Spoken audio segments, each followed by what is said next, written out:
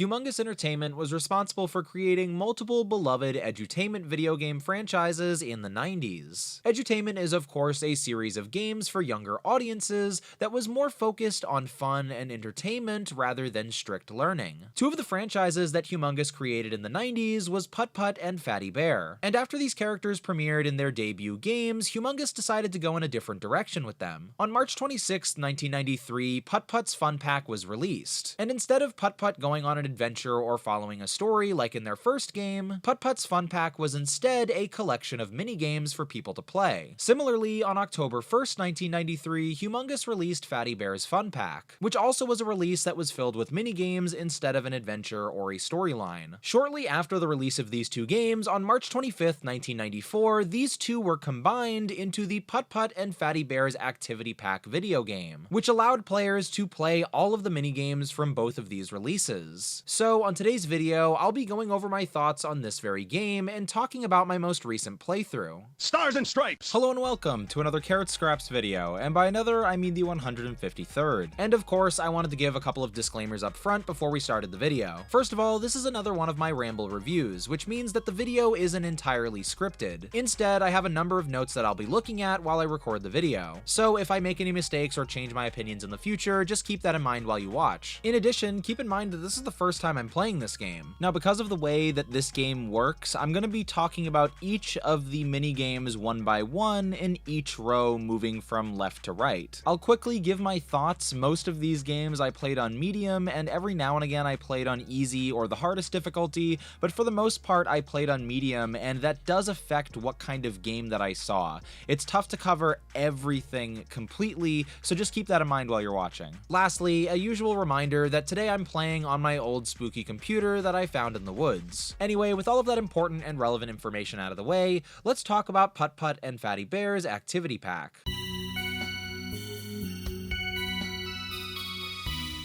So the checkers minigame is the first on our list, and I would say it's one of the longer minigames on our list. A full game of checkers took a lot longer than a lot of these other minigames did, and I also had to figure out how to play checkers, a game that I've definitely played before, but definitely didn't remember the rules to at first. But that being said, yo, I slaughtered this car. This car did not know what hit them. I played checkers way better than they did, and they're just a car, I guess, so haha, take that.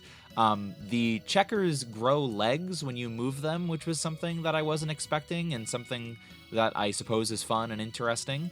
But I didn't expect them to sound like mechs. Each of them sound like robotic Gundam-style mechs, and they all move very slowly, which is something I can say about a lot of the minigames in this game, is that just everything moves very slowly, and there are all these really cool animations, but a lot of those animations take a while and cannot be skipped, and checkers was a great example of that.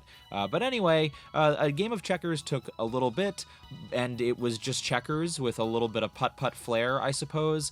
But in the end, it was fine, it worked as intended, and checkers gets a thumbs up from me. Our next game was Tic-Tac-Toe, a fairly simple game that had me asking a question. Do I adjust the difficulty meter to the hardest difficulty in a children's game? There's two options here. Do I show off how good I am at video games by proving I can complete a children's game on the hardest difficulty, or do I embarrass myself by losing at the hardest difficulty on a children's game? Either way, I didn't want to take the chance, so I just went on the normal difficulty. Tic-Tac-Toe is an interesting game when you are bored at work and maybe at summer camp, I don't know, but when you're playing it in a video game, it's not super fun. I just played Tic-Tac-Toe, that's all I did with Putt-Putt, and I just was left wondering why people play this game, and Putt-Putt kept making it difficult to win Tic-Tac-Toe, and we just kept tying. Why do we have a game where we can tie so frequently? As long as you're paying attention, it's difficult to lose, but it's not easy to win. I don't know, maybe I'm being a sore loser at Tic-Tac-Toe. Either way, one of the biggest things I learned about this minigame is why does Putt-Putt sound like he has a fishing wire in his car? Whenever he moves his antenna, it sounds like he's fishing, and that's what I learned from Tic-Tac-Toe. Then we had the minigame Remember, which made me think, why don't we have more interesting names for these minigames? I think Remember is not the best name out there, but this was a fairly simple minigame that I did try on the hardest difficulty, and by the way, I won. I did really good. I don't know, I guess this is a game that challenges you a little bit more, but also there's not really a huge way to lose. The only thing you lose, I suppose, is the amount of time that you spend. You lose time in your day. There's stuff that I could have done today instead of playing more of this, and I guess if I had a life system or if there was any kind of penalty aside from time, I would have lost a bunch of times, but that's not what's important. What's important is that I won on the most difficult difficulty. And again, it's a fairly simple matching game. I like the little animations that each of the matching things do, although I also think that it's a little creepy when you win and everything moves. It's just a little too much stimulus. Like everything's moving at once, and it's a little evil in my opinion. Then we have Puzzle Blocks, which is a mini game from the first Putt-Putt Joins the Parade game. It's fairly simple. It actually feels like it's the exact same layout, and it's definitely the same style of puzzle block mini game. And I don't know, I didn't really talk about this mini game much in my original Putt-Putt Joins the Parade review. I like this mini game. I like that it tries to trick you. There are these images that you have to kind of cycle through to find the correct puzzle, but each of the 4 or 5 images that you're trying to assemble look very similar to each other. And so you'll think that you have it because it's trying to, trick you. It's trying to, get you to think that you got the right puzzle when you didn't. And I wasn't expecting that, both in the original Putt-Putt game or in this new version. So I thought that was pretty cool, and I thought it was a fairly interesting puzzle. All I will say, in addition to that, is why are these people holding knives? I get they're trying to do dangerous stuff and juggle dangerous stuff and add excitement, but this just looks threatening. They don't look like they're juggling. They look like they're plotting something against their coworkers, essentially, and I don't like that. So I give this minigame a sideways out of 10. And wrapping up the first row of minigames in this game is Pinball, and Pinball is probably one of the more confusing games I've played here so far, because what is the point of pinball here? I know what pinball's point is in real life, or I guess in other games, but in this Putt-Putt Fatty Bear game, there's no high score. And so you can add these little bumpers, which is definitely cool. I actually thought this was going to be a minigame that I was going to love, because you can kind of customize your own pinball layout. But you send the ball going, it hits the bumpers that you place, and then it goes into the gutter. And then you start over. There's no score, there's no you won, there's nothing. And I just don't know.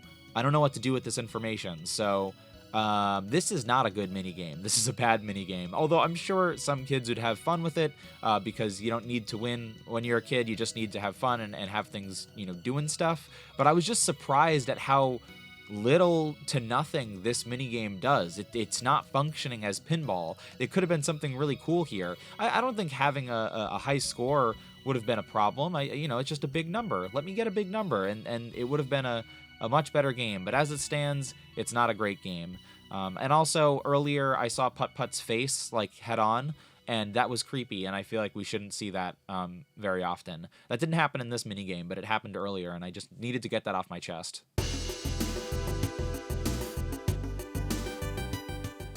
So the first game in row 2 is called Cheese King, it's just a spelling game. It's just a game that asks you to spell correctly, and not to brag or anything, but I did pretty good, and I even played this on the hardest difficulty. And that's kind of huge for me because I have dyslexia, and also I'm bad at video games. So this is a big win in my book. But I realized only at the end of playing this game that it was called Cheese King, and I guess that's because there are slices of, like, cheese at the bottom, and if you get a spelling, question wrong, they would remove a cheese slice from you. They would deduct one cheese, and I didn't get any cheese deducted, which is wonderful. But I'm in disbelief that this spelling game is called Cheese King. I feel like it's got to be one of the strangest names for these games in this pack. I realized at the very end, and I was just like, what? Excuse me? How? What? Like, why? But yeah, I don't know. I guess a spelling game is good for a collection of games like this. I got to admit, I was surprised that there was a spelling game here. Probably one of the more educational games in one of these humongous games, but you know, I guess that's good. As long as we're earning some cheese, I suppose it's all fine. The next game we have is Reversi, and I'll be honest, this is one of the tougher games in the pack, like genuinely. And it's also kind of tough because I didn't know exactly how to play at first. It took me a little bit to figure it out, but I suppose what you're supposed to do is, if you're playing as the green player, you're supposed to, put your frog face on either side of the red frog faces, and that could be diagonally, that could be across, and you're meant to have the most of your color frog on this tile board. That wasn't super clear to me at first. I wasn't sure exactly how that worked, and I'm not sure if this is a game that like other people are familiar with, but I don't recall playing a game like this as a kid. This feels kind of new to me, and I almost feel like it's an original game, but I also wouldn't be surprised if it was just, a game that I hadn't encountered before. And I gotta say, I had a good amount of fun with this, just because, again, it was actually pretty challenging and actually pretty difficult. It was kind of unique, and I don't know, it felt like I was really trying to overcome the computer and Fatty Bear and how good he was at this game. I will say, first of all, that I lost, and I don't know how to recover from that. But second of all, is it just me, or does this frog look like the Pepe meme? I was a little upset and worried after I saw that. But I guess just any frog that looks like, I don't know, that has a smile like this, any animated frog is going to look like the Pepe meme. So maybe I'm reading too far into it. But the point being, it is probably one of the better games in the pack. It's pretty original. I lost. I also wish that there was a better tutorial here, but good job, Fatty. I suppose you won fair and square. And speaking of winning fair and square, the next game that we have here is Lines and Boxes. And I gotta be honest, this is a game that I was expecting to be in this pack. This was one that I was expecting, but also one that I was hoping would be here.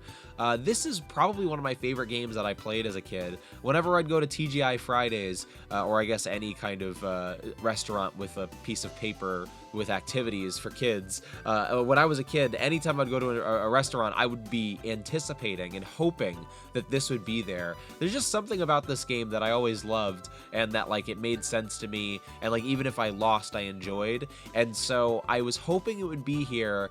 And I think the pinball game I thought was going to be this, but it wasn't, so it kind of dashed my hopes, and I was so happy to see that it's finally here, and it doesn't let down. I had a lot of fun, and I totally showed Fatty Bear what's what.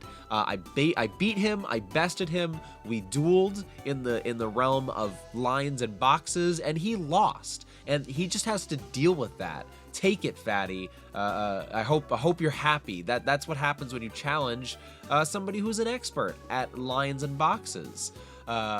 Something that is a little odd to me about this game is my victory image.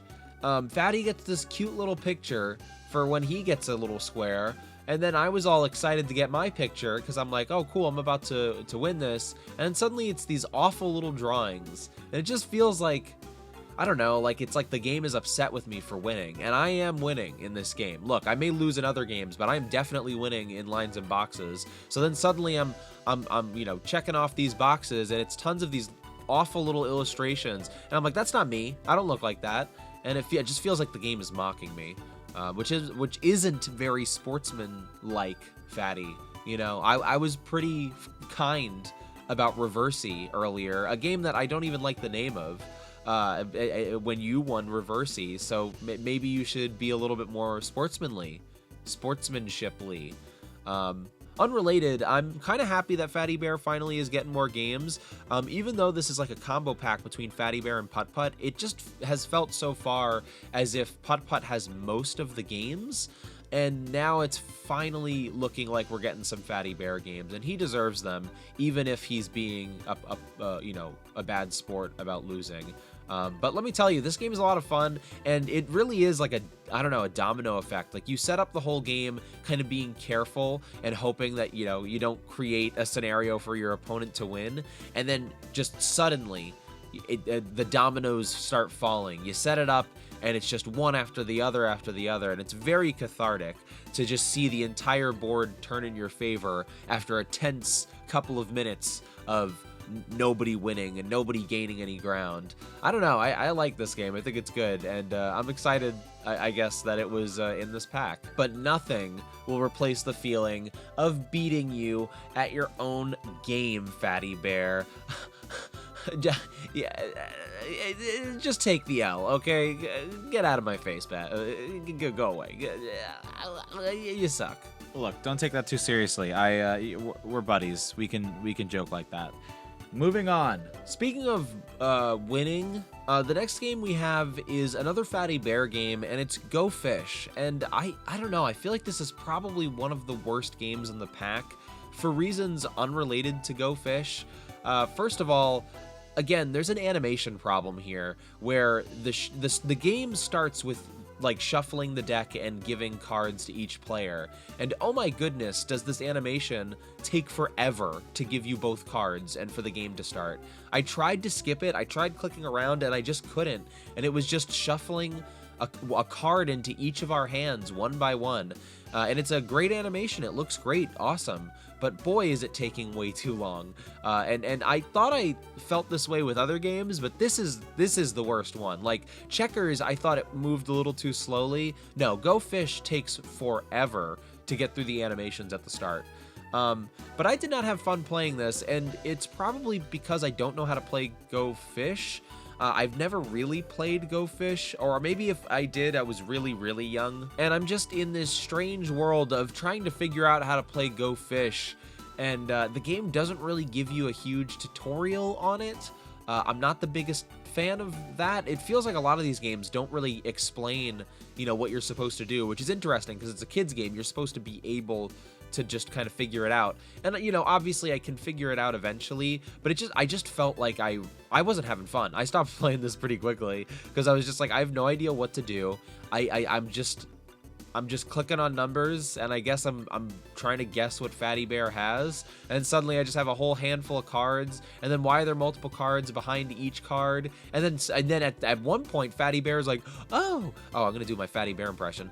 Oh, you looks like you drew 2 cards. Why don't you go again? And it's like, whoa, Fatty, I'm sorry. Are you looking at my hand? Are you cheating at this game? That's now I thought you were a good sport. I thought that was the whole thing about you. I thought you were being cool, but that's not cool. You literally are cheating.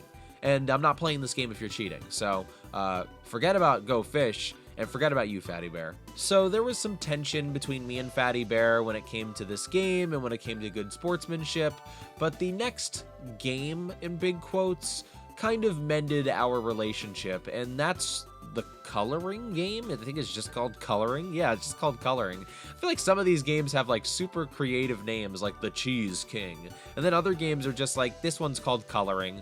Like, why don't you call it like Coloring, Jetstream, Future Forever or something, you know what I mean? Coloring Standalone Complex, like call it something cool, okay? When I was a kid, I was always excited to have coloring games in my PC games. Not as the full game. It's always a cool addition to any game. Whatever game that you have, just throwing in a coloring mode is a great little addition to have on the side. And so seeing this, I got a huge wave of nostalgia, and I was very excited to kind of relive that, and it kind of reminded me how much I like these kind of coloring sections. That being said, I feel like I might be missing something, but what are the options here? We have basically nothing. There's so little options. We have the color black, white, which the page is already white, red, yellow, and blue. That's it? And at first I thought maybe I could mix the colors, but no. Look, maybe I'm missing something, but it really doesn't give you many options. I clicked around as much as I could, but it doesn't feel like there are many options in this game, and it was really disappointing because I was super excited to start coloring. Darn it. but I guess other than the color variety, it's nice to have a coloring mini game. I like the images that are available. I thought there was a good variety of images. I got to take Fatty Bear to the beach. That was pretty cool, and he looked super rad. He had a cool Doritos bathing suit and one of those weird umbrella hats. It was pretty awesome. I got to make a dragon, and then cool stuff like that. It was great. So it was almost an awesome little mini game here, and I guess it's not awful, but I just wish there were more options for coloring. Like, I feel like we could definitely get more colors than the ones that I was given. Give me a purple. But why don't I have a purple? Or maybe a mixing of colors? Like, what's going on here? I did look into this later, and it turns out there are more colors. I'm not sure how to access them, but I was wrong here, and I needed to correct the record. The record on the Putt-Putt and Fatty Bear coloring book minigame. So record corrected. Where's my record corrected sound? Come on, Fatty Bear. I mean, maybe I feel like I have to be missing something because it was way too simple. I mean, the fact that I can't color Fatty Bear brown, the fact that there's no brown for what he looks like, I feel like I have to be missing something. But I did. I clicked so many other stuff. If I'm missing something, I apologize. Maybe that's why, like, halfway through the game, Fatty Bear, I don't know, he turned into this. I don't know what this means. It's some kind of void. Some kind of evil, malevolent. I have no idea. I was worried that he was just mad at me for the previous games and me winning. But I don't know. I don't want to linger on this. This has bad energy. So moving on to the next row of games.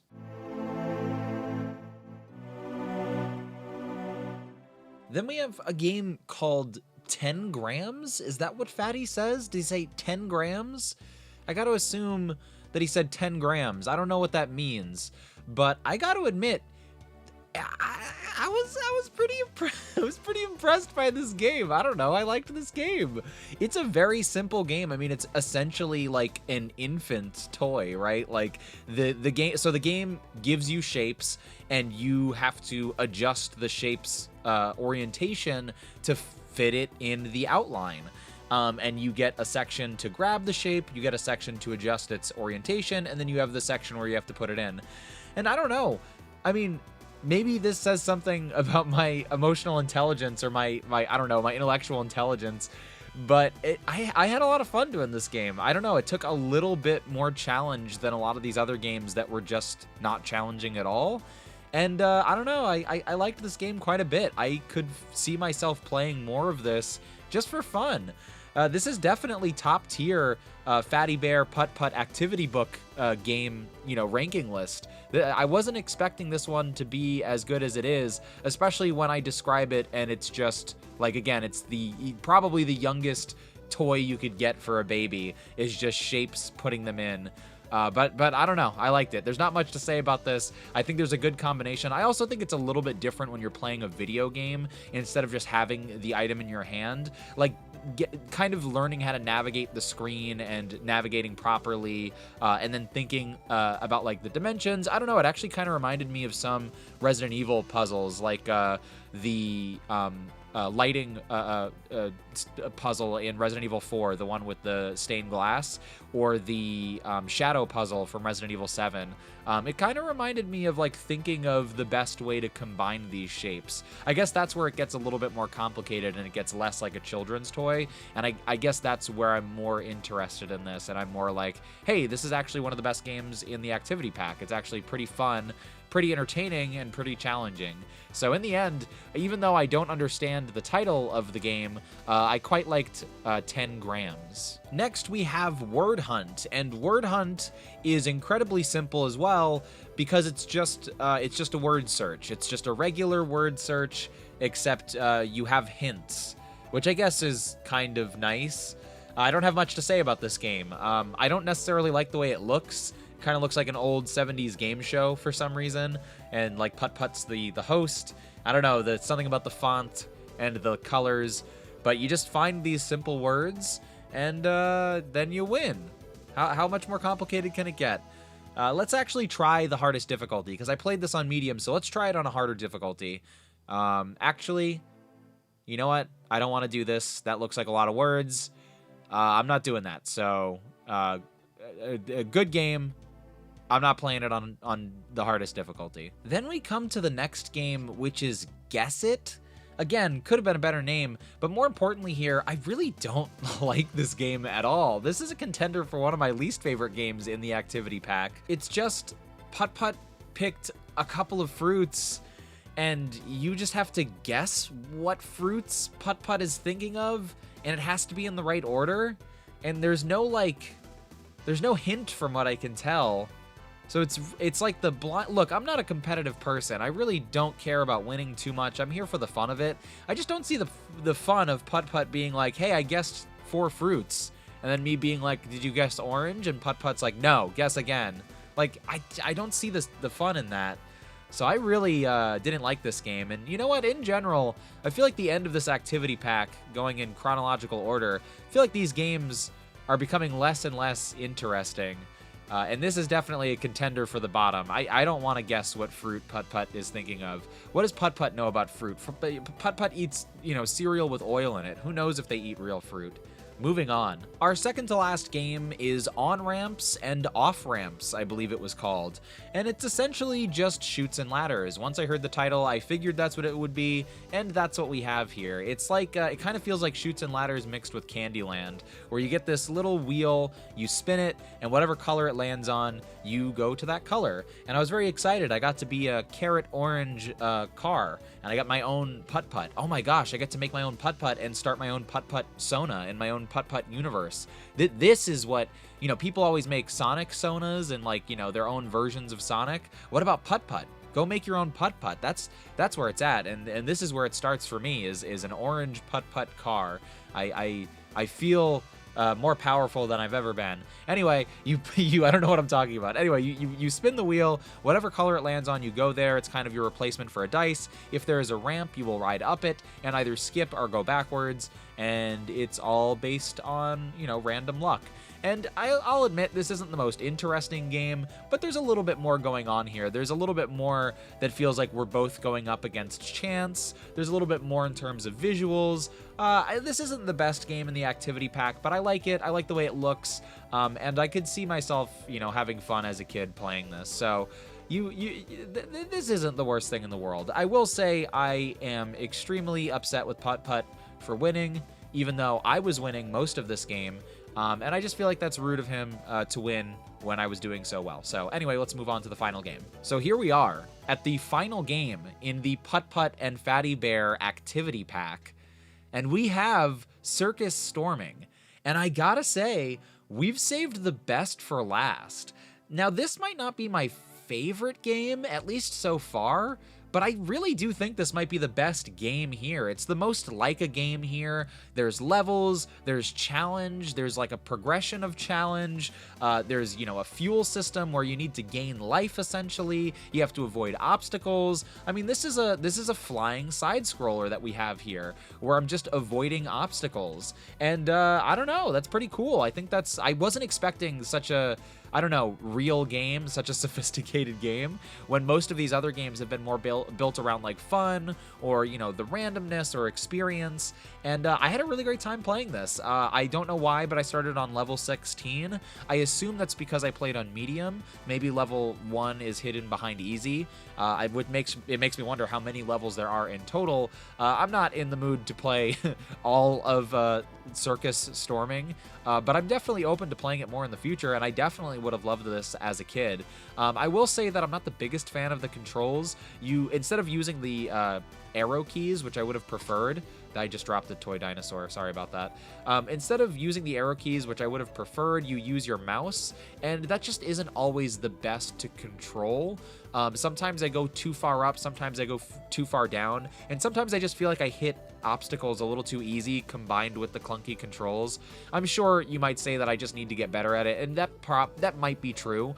But so far, I'm just not the most into the controls. But other than that, it's an awesome game. This is a great game. This is a video game, like just straight up. And I was really surprised and excited to see it in the Putt-Putt Activity Pack. And honestly, after playing all of these games, I have no problem with crowning this the best game in the pack. I think this is, surprisingly a really good video game and definitely worth it for the whole thing. So if I was going to give a grade to Putt-Putt and the Fatty Bear Guy, go to the activity book, I would give it a grade out of 20. Of course, we all know that's a normal way to grade video games and to rate things. I don't need to go over this, but I'd probably give it a reluctant 10 out of 20.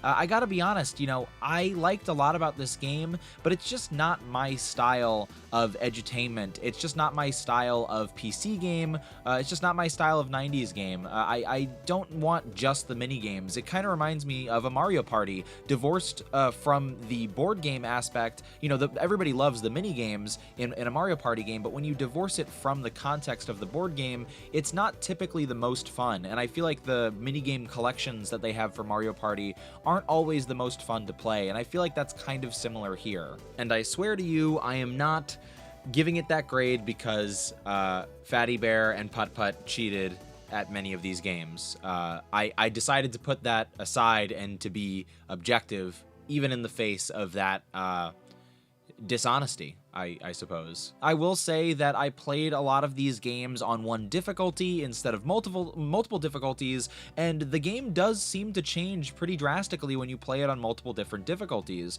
both by giving you a harder challenge, but also new animations and just new artwork. So I feel like there is a lot to dig into here that I didn't really get to check out for the most part. I could definitely see a kid really enjoying this game. I feel like there's a lot that you can do, and if you're into this kind of game, I think that there's a lot here for you. But for me personally, it's just not what I want from a Fatty Bear Putt-Putt collab. I would have rather seen them, I don't know, go to Saturn together and, fight the Armada, and you just click on stuff and, make the clock go honk honk. That's a clicking thing, I guess. I don't know. I did enjoy a lot about this game. It's not like I thought this was an awful game. It really wasn't. And I'm worried that my grade is a little too harsh, but I'm going with my heart. I'm giving it a 10 out of 20. I feel like it's just on the cusp of this is a pretty good game. But when it comes to all of the individual games, not many of them I'm excited to replay. There are some standouts, and there's clearly a lot of love and fun put into this, and there are definitely some people and definitely kids who would enjoy this, but for me personally, it's just not my style. But you know what is my style? Going to the moon. It's one of my favorite activities that I haven't had the time to do yet because I have a really busy schedule. But you know who has been to the moon? Putt-Putt. And in my next humongous review, whenever that will be, I'll finally get to talk about Putt-Putt goes to the moon, or visits the moon, or lives on the moon, whatever it's called. Anyway, that's going to do it for this video. I want to thank you so much for watching. If for some reason you enjoyed this video, don't forget to give it a like and to subscribe to my channel for more. As regular viewers know, I make a variety of content on my channel, and I'm always going to make the videos that I want to make. But if you see something you enjoy, make sure to let me know, and I'll try to prioritize that kind of content in the future. Over on Twitch, I typically play superhero games like Marvel's Avengers or Gotham Knights, with the occasional horror game like Resident Evil. So if that sounds interesting to you at all, make sure to check me out on Twitch at twitch.tv/carrotscraps. And all my other social media, Twitter, TikTok, and Instagram are at carrotscraps as well. So I want to thank you again so much for watching, and I'll see you soon.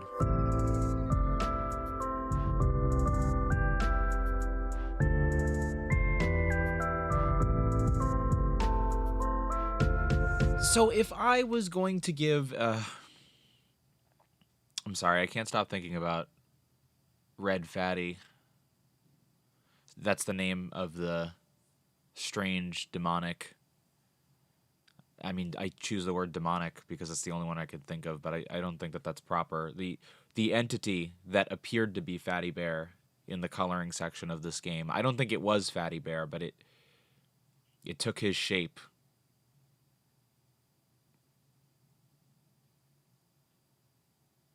But yeah, I'm afraid of that thing.